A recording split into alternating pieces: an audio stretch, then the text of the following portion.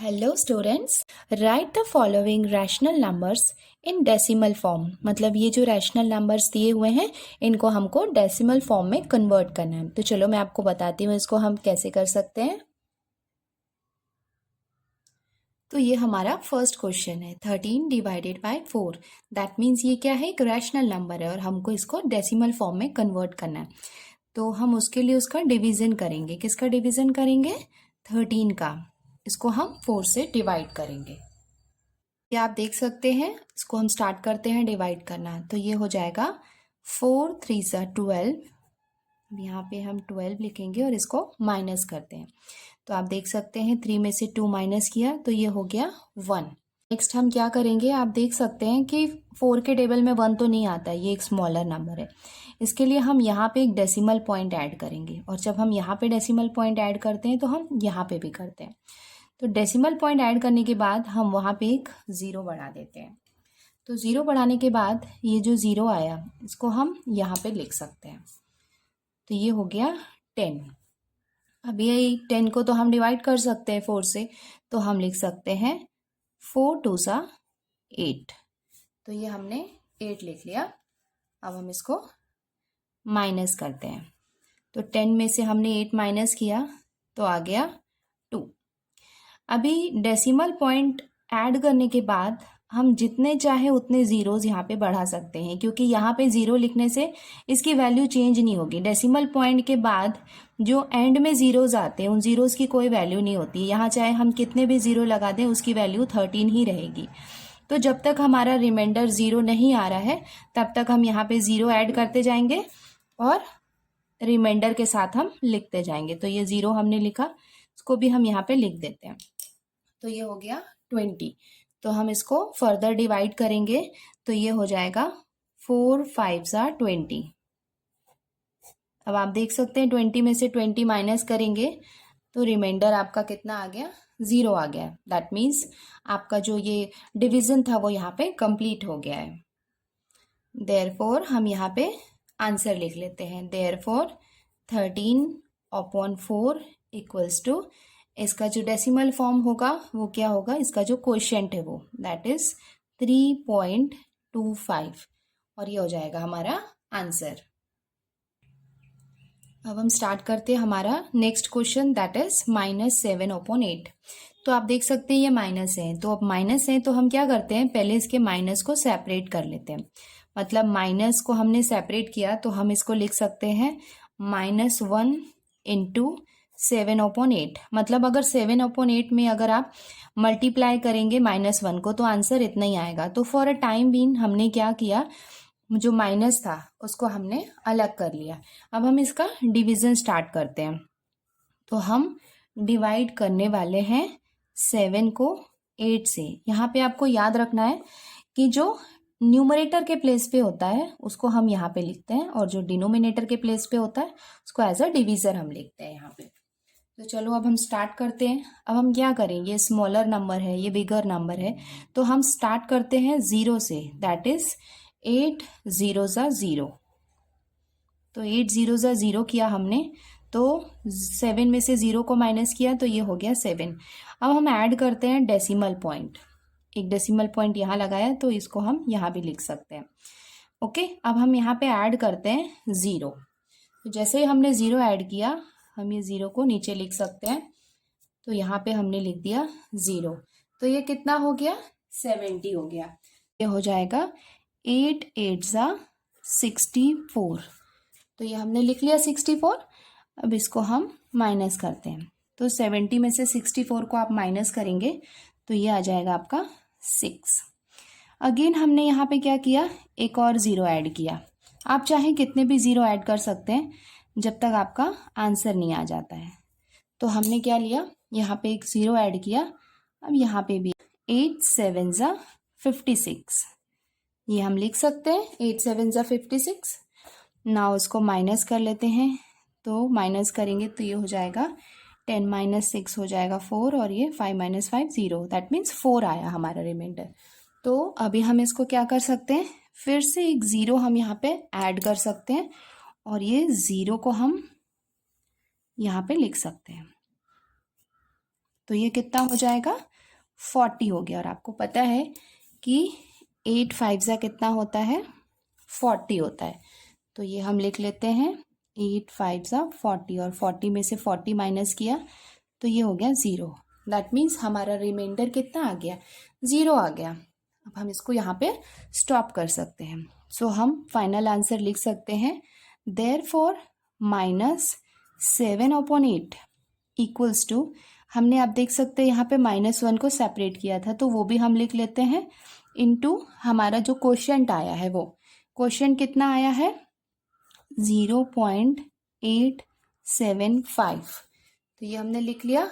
आप ये दोनों को मल्टीप्लाई करेंगे तो आंसर कितना आ जाएगा, -0.875, और ये हो जाएगा आपका आंसर। नेक्स्ट जो हमारा क्वेश्चन है वो है 7 इंटीजर 3/5। नाउ इसको हम कैसे करते हैं, इसको हम पहले इम्प्रॉपर फ्रैक्शन में कन्वर्ट करेंगे। आपको पता है कि ये दोनों को हम मल्टीप्लाई करते हैं और इसको ऐड करते हैं। तो यहाँ पे ये हो जाएगा 7 × 5 + 3/5। तो हम इसको पहले इम्प्रॉपर फ्रैक्शन में कन्वर्ट कर देते हैं। तो ये हो जाएगा 7 5 ज़ा 35 + 3 38। तो ये हो गया 38/5। तो हम डिवाइड करेंगे 38 को 5 से। चलो अब हम इसका डिवीज़न स्टार्ट करते हैं।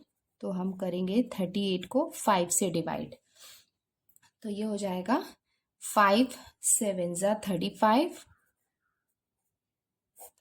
ये हो गया। 8 में से 5 माइनस किया तो 3, ये हो जाएगा 0। ना हमारा रिमाइंडर कितना आया है, 3 आया है। तो हम यहाँ पे एक डेसिमल पॉइंट ऐड करेंगे, यहाँ पे भी एक डेसिमल पॉइंट ऐड कर सकते हैं, और यहाँ पे हम लिखेंगे 0।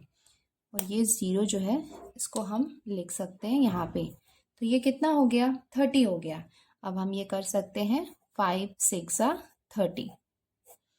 अब हमारा रिमाइंडर कितना आ गया, 0 आ गया। मतलब 7 इंटीजर 3/5 इक्वल्स टू, हमारा क्वेश्चन कितना आया है 7.6, और ये हो जाएगा हमारा आंसर। नेक्स्ट क्वेश्चन नंबर 4 है 5/12। चलो अब हम इसको स्टार्ट करते हैं डिवाइड करना। ये हो जाएगा 5 12, है ना। नाउ अब इसको हम कैसे सॉल्व कर सकते हैं, इसको भी हम 0 से स्टार्ट करेंगे।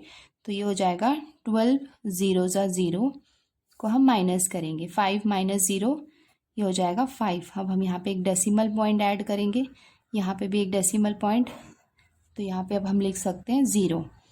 तो ये 0 को हम यहाँ पे लिखेंगे तो ये हो जाएगा 50। नाउ अभी हम 12 का टेबल में देखेंगे तो ये हो जाएगा 12 4 ज़ा 48 होता है। तो ये हमने लिख लिया 12 4 ज़ा 48, 12 4 ज़ा 48। नाउ अब हम इसको माइनस करते हैं तो 10 - 8 हो जाएगा 2, ये 4 - 4 0। ये हम फिर से यहाँ पे एक 0 ऐड कर सकते हैं, और ये 0 को हम लिख सकते हैं यहाँ पे। तो ये कितना हो गया, 20 हो गया। नाउ अभी ये 12 1 ज़ा से हम इसको डिवाइड कर सकते हैं। तो ये हो जाएगा 12 1 ज़ा 12। इसको आप माइनस करोगे 20 - 12, तो ये आ जाएगा आपका 8। नेक्स्ट आप एक और 0 ऐड कर सकते हैं, और अगेन आप ये 0 को नीचे लिख सकते हैं। तो ये हो गया 80।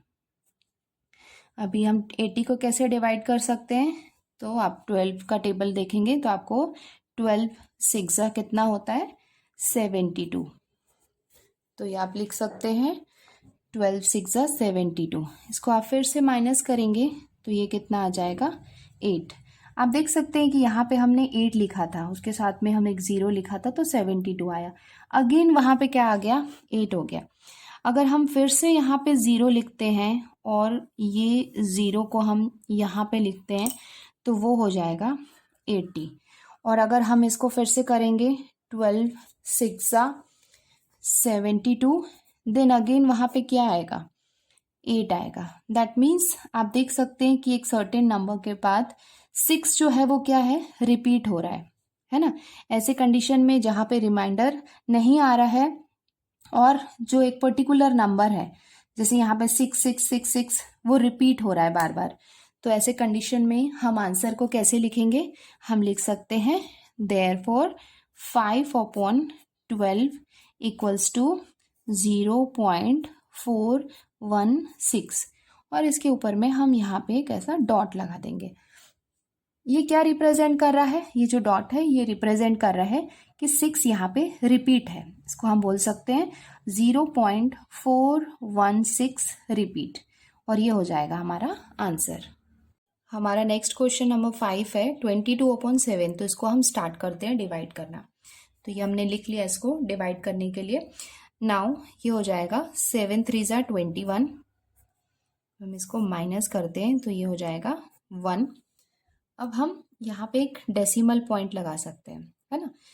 ये हमने डेसिमल पॉइंट लगा लिया और यहाँ पे हम लिखते हैं 0। अभी ये 0 को हम नीचे लिखते हैं तो ये हो जाएगा 10।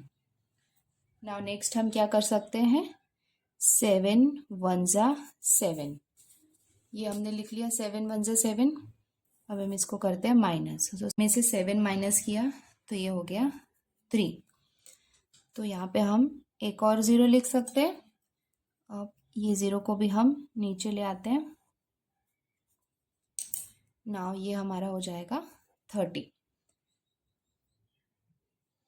तो ये हम लिख सकते हैं 7 4 ज़ा 28। इसको हम माइनस करते हैं। 30 में से 28 को माइनस किया तो ये कितना हो गया, 2 हो गया।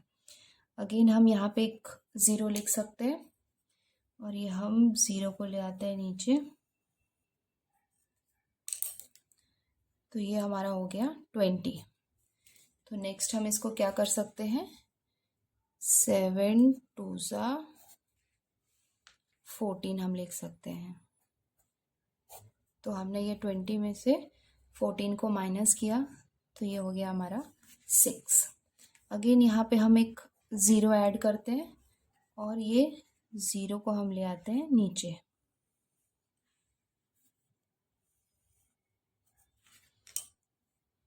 तो ये हो गया हमारा 60। नाउ हम क्या कर सकते हैं, 7 8 ज़ा ये हम लिख सकते हैं 56। इसको भी हम माइनस करेंगे तो ये हो जाएगा हमारे पास 4। अगेन हम एक 0 लिखते हैं और 0 को हम ले आते हैं नीचे तो ये कितना हो गया 40। now 40 मीन्स हम लिख सकते हैं 7 5 ज़ा 35।